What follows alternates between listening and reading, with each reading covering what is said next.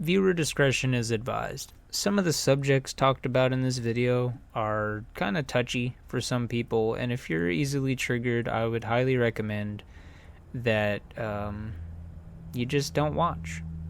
Sorry. Howdy everybody. Welcome back to the channel. Appreciate you clicking in, and I hope you're ready for another entertaining story. Or at least, I hope you find it entertaining. Today, the story is a little bit less degenerate than the last one I had for you, but still somewhat degenerate. And this is a personal story, a story of one of the girls that I did end up dating on Discord. Online dating can be a bit weird, a bit finicky, you know. It can be hard to trust someone's intentions, you know, so you never really know what's going on in another person's head. And when you have unresolved issues, well, let's just say that makes things even more difficult, if you didn't know that. But today's story starts in a dating server I can't quite remember the name of, to be quite honest with you. It definitely wasn't Playroom like the last story. It was a wholly different one. But anyway, I ended up meeting this girl who, for the sake of anonymity, I will just call Kitty through the rest of the story. So, Kitty and I hit it off almost immediately. She was from another country, so the time difference was kind of rough, but we were usually on at the same time every day. We'd hang out pretty much every day in VC, play games, etc. You know, things you do before you attempt to jump into an online relationship. At least, you know, you should, to a degree. You know, you shouldn't just immediately start dating someone you know nothing about. However, where the story already starts to get a little iffy is that it took a little bit of convincing, if I'm being honest, because in the beginning, she didn't want to date anyone. But if there's one thing that your boy is, it's persistent. To a fault, even, you could say. And so, put on the old razzle dazzle, hit her with the riz, if you will. And you know, one thing led to another, and we started online dating. But as well as things were going, I would soon come to learn that there were things about her that I couldn't have anticipated initially, although I probably should have done more question asking in the get to know you phase.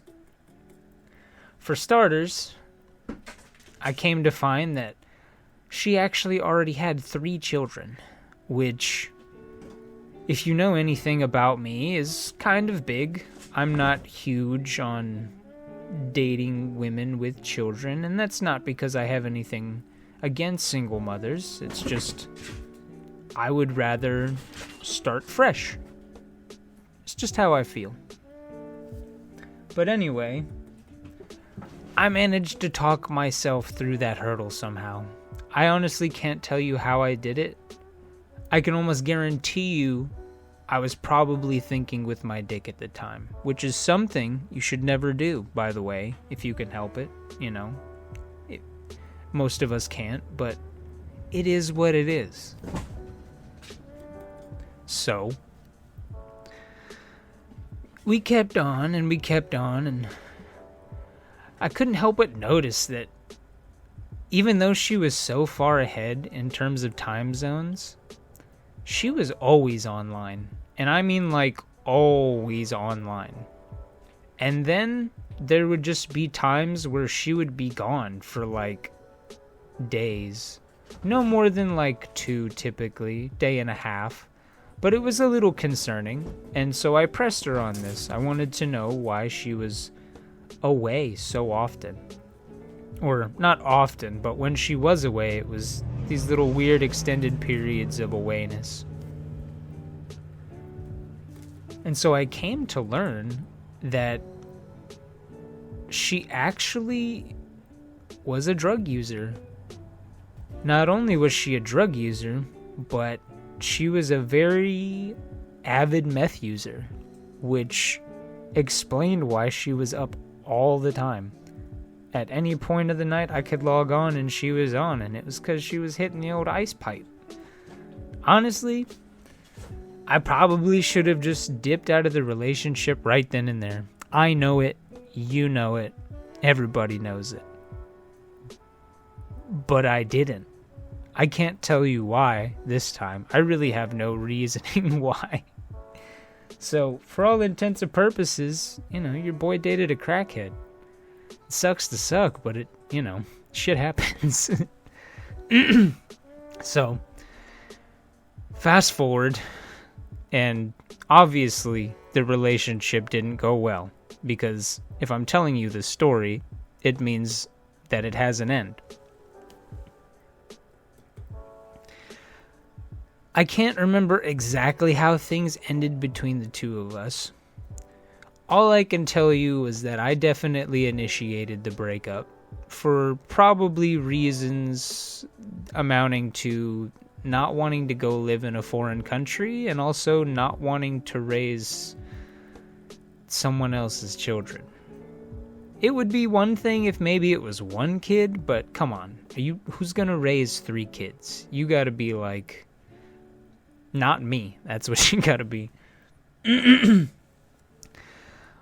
But anyway, fast forward, the relationship ends.